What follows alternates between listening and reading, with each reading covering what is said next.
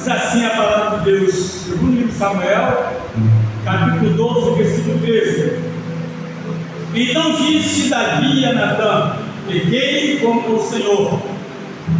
E disse Natã a Davi: também o Senhor transpassou o teu pecado, não morrerás. Todavia, porquanto com esse feito deste lugar sobremaneia aqui os inimigos do Senhor blasfemem, também o filho que te nasceu certamente morrerá.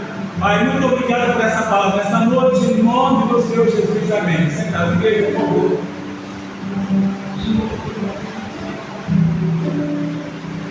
Meus queridos irmãos, todos conhecem, por exemplo, na palavra de Deus, o chamado de Davi, quando Deus falou com Samuel, no capítulo 16, primeiro livro de Samuel 16, 1, e que ele chega para Samuel e fala: Samuel, até quando creditor de Saúl tem eu rejeitado?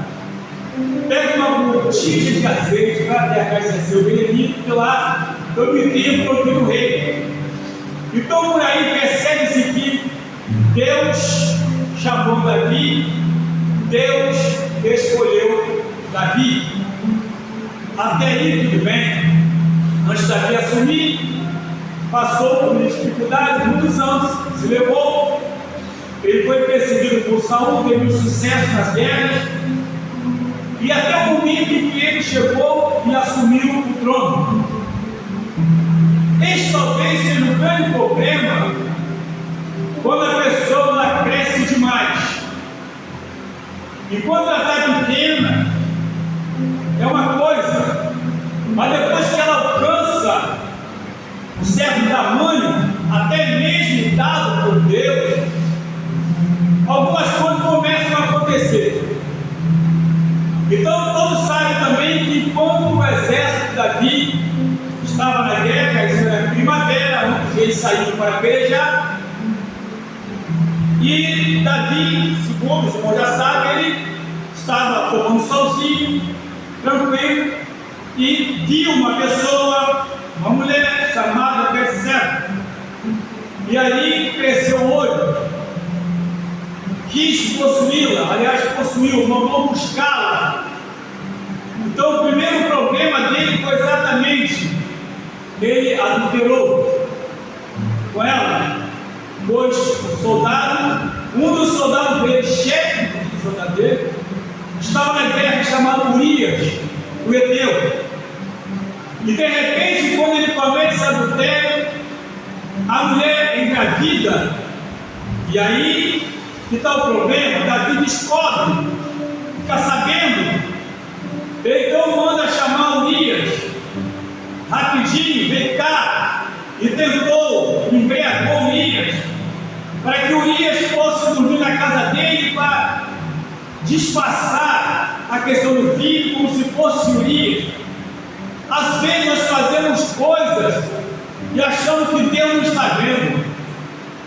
A gente comete coisas achando que todo mundo, as pessoas podem não ver, mas nada fica encoberto diante de Deus. Eu posso fazer o que for, qualquer um dos irmãos em casa, no trabalho, porque às vezes, irmãos, aqui nós somos uma bênção, aqui nós pregamos, nós oramos, aqui nós trabalhamos para Deus, cantamos hinos.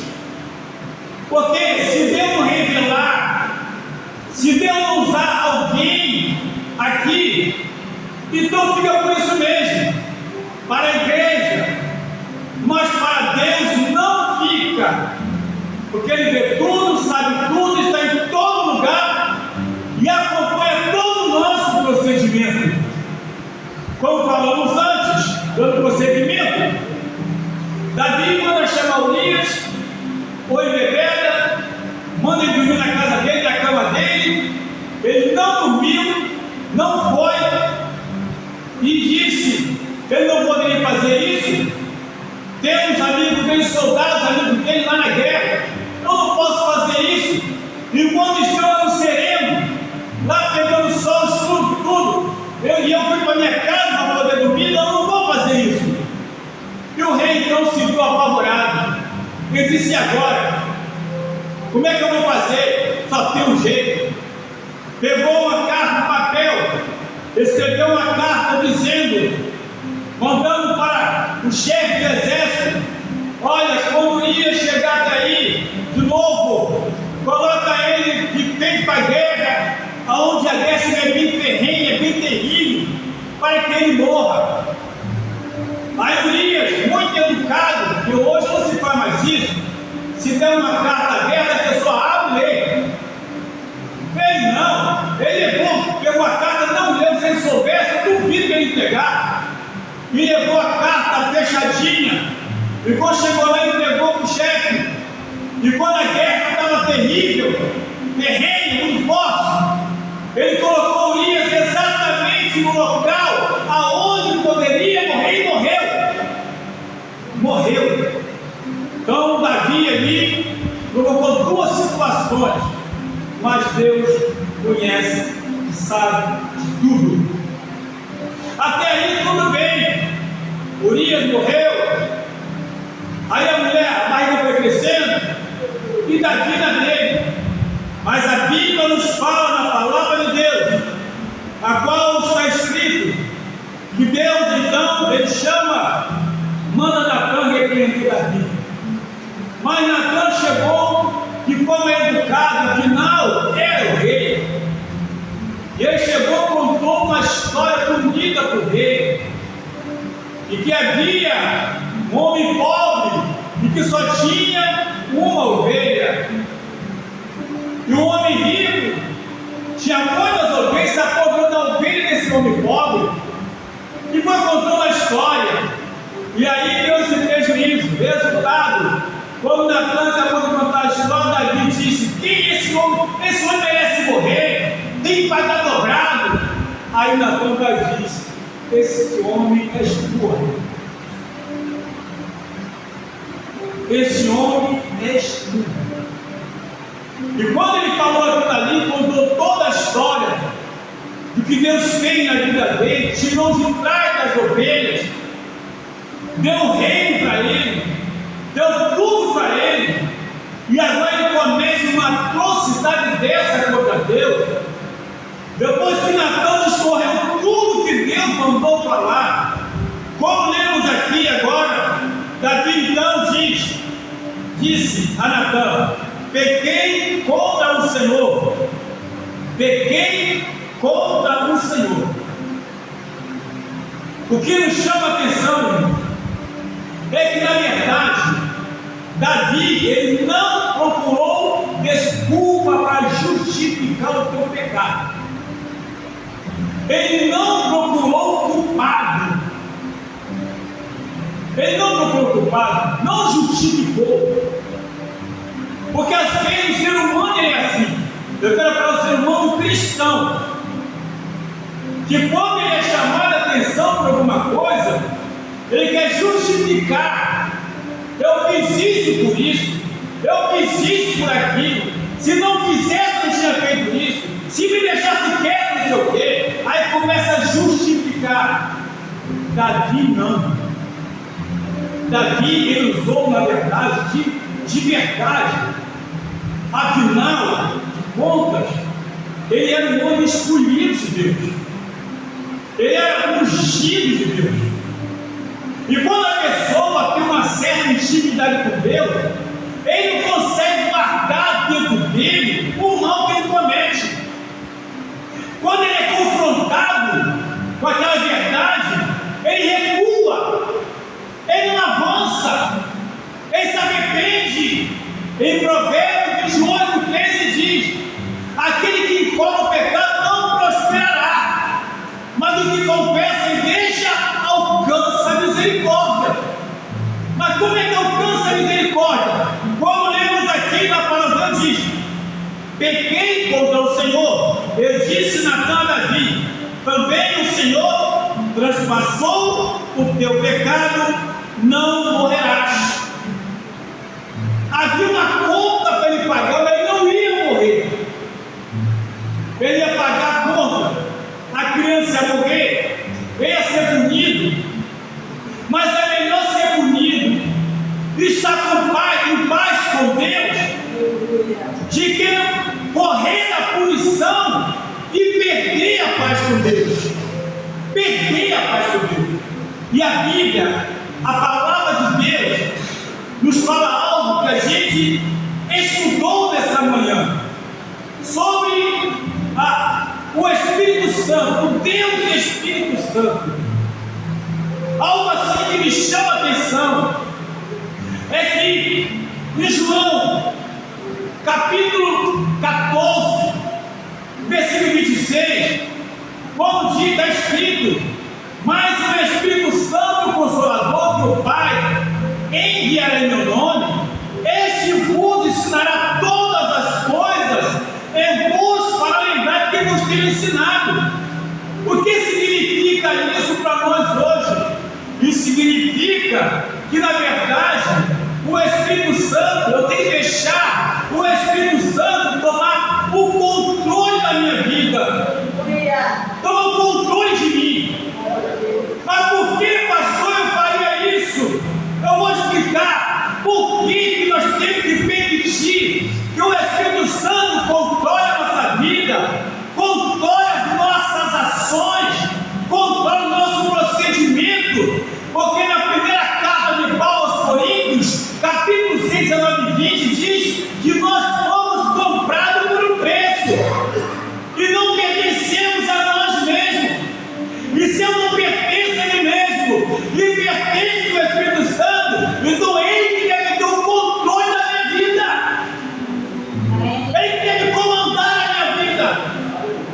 É verdade que nesse momento aqui não havia o Espírito Santo na vida das pessoas. O Espírito Santo vinha, usava o profeta e depois voltava. Agora não. Agora nós temos o Espírito Santo que habita na nossa vida. Agora a pergunta que não quer calar é o seguinte: se eu tenho o Espírito Santo, por que é que eu não me arrependo quando eu erro? Se eu tenho o Espírito Santo, por que eu não me sinto incomodado quando peco? Se eu tenho o Espírito Santo, por que eu não confesso quando eu erro? Ah, não. Muitas vezes eu prefiro fazer o quê? Arrumar um culpado para justificar o meu erro. E isso desagrada a Deus. E muito a Deus. Sabemos que todos nós erramos e pecamos, que a Bíblia nos fala na primeira carta de João, no capítulo versículo 8, aquele que diz que não tem pecado, que não peca, é mentiroso. É mentiroso. Mas no versículo 9 diz o seguinte: se confessar os vossos pecados, ele é fiel e justo para vos perdoar os pecados e purificar toda a justiça. Porque a questão aqui não está na questão do pecar, só pecar, mas é reconhecer que está errado, é reconhecer que pecou e confessar. Aquele que confessa a igreja alcança a misericórdia, ou seja, não tentar encobrir o erro está bem patente aos olhos de Deus, irmão. Jesus está vindo buscar a tua igreja, está vindo buscar o teu povo, e ele vem buscar uma igreja santa, uma igreja pura, uma igreja sincera, uma igreja honesta, uma igreja compromissada com a tua palavra, com a tua obra, uma igreja temente a Deus, uma igreja que seja, na verdade, a ação do Espírito Santo de Deus. Pois é, se o Espírito Santo habita na minha vida, por que ele não tem um controle? Por que eu sou tão agressivo? Por que eu sou tão incompreensível? Por quê? Se o Espírito Santo habita na minha vida, por que eu odeio o meu irmão? Me explica isso. Ele está sentado no altar juntamente comigo.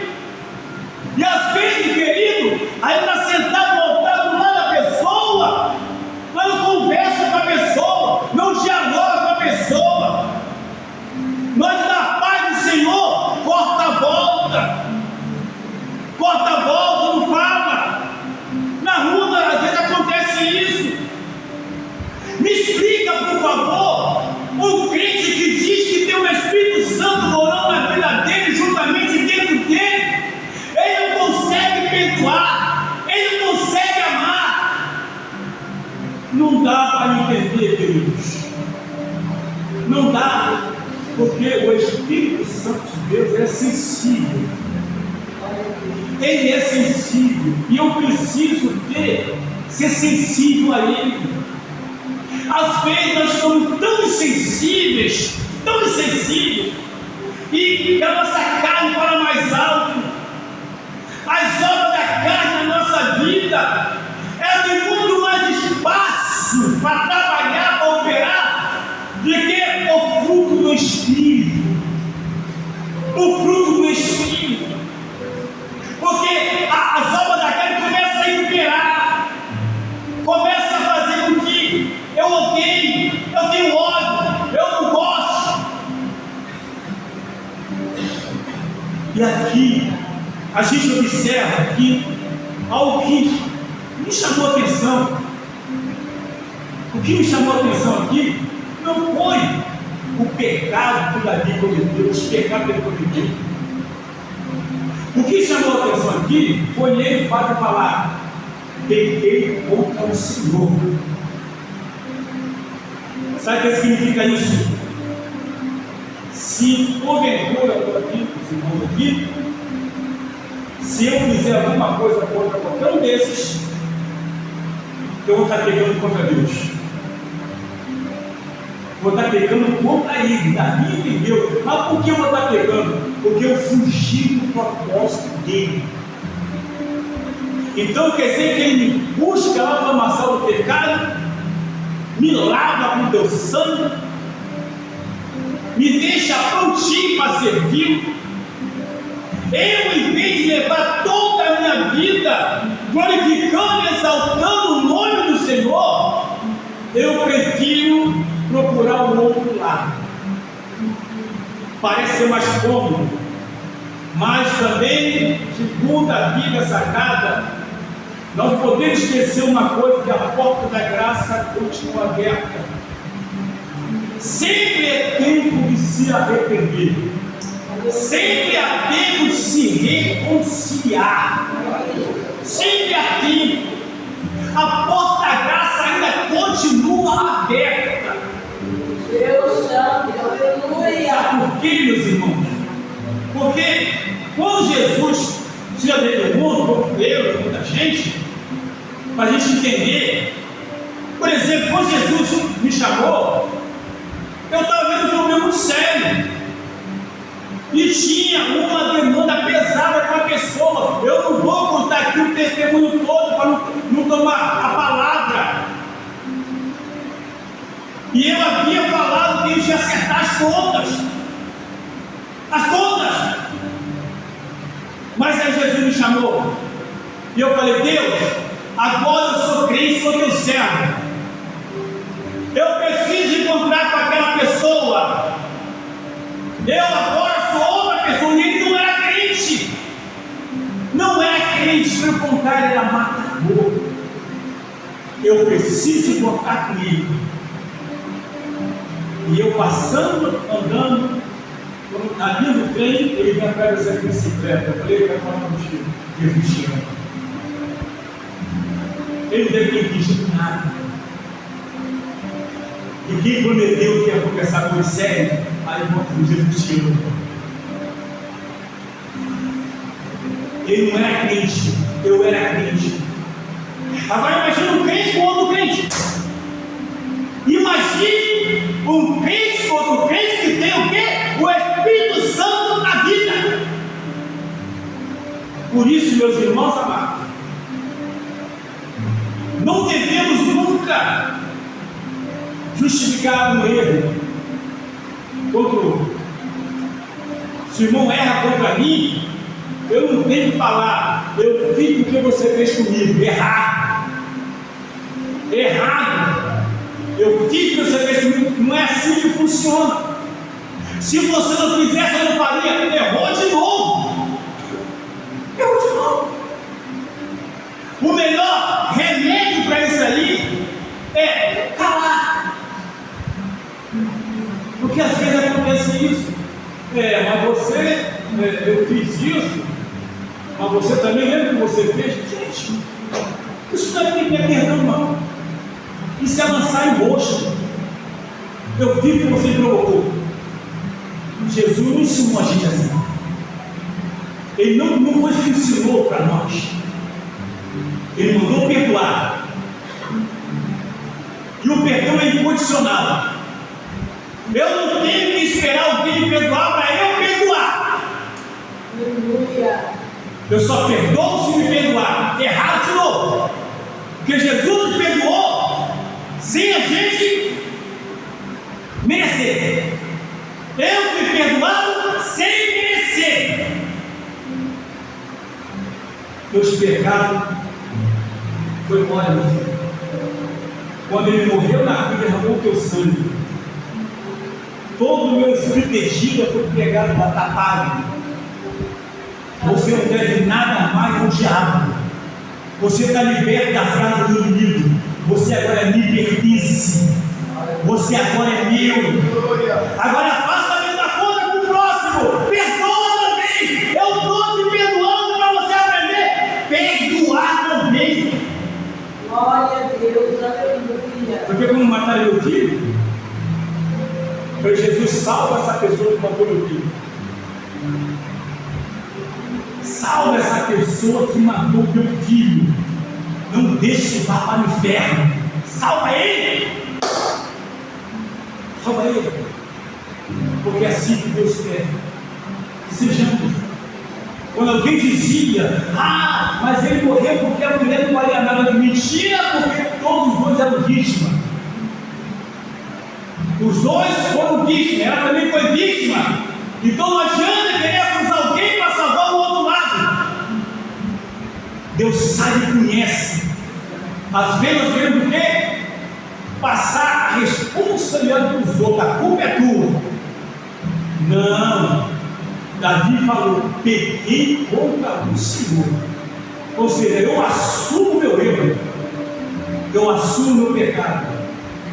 E quando você vai na palavra de Deus, Salmo 51, quem quiser abrir, pode abrir, por favor. Salmo 51, verso 1, 2, 3, que diz assim, que me chama muita atenção, ainda Davi, ainda ele falando, Salmo 51, verso 1, 2, diz assim, olha, tem misericórdia de mim, ó Deus, segundo a tua benignidade.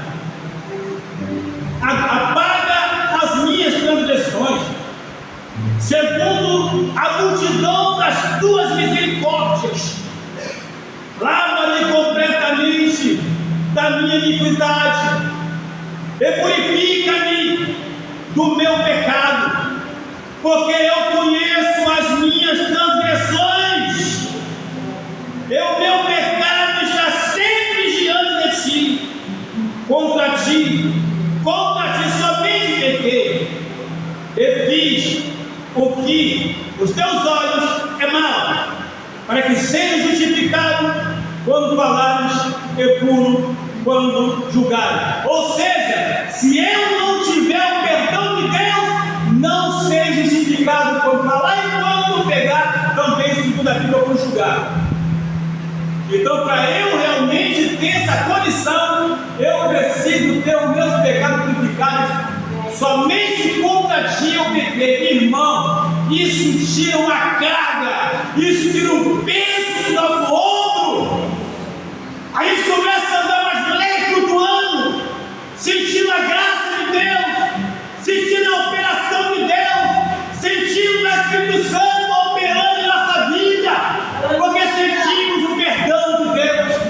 Que Deus tenha misericórdia de nós, pelo poder que é no nome de Jesus Cristo, que vive e reina para todo sempre, graças a Deus. Aleluia! Glória a Deus, amém.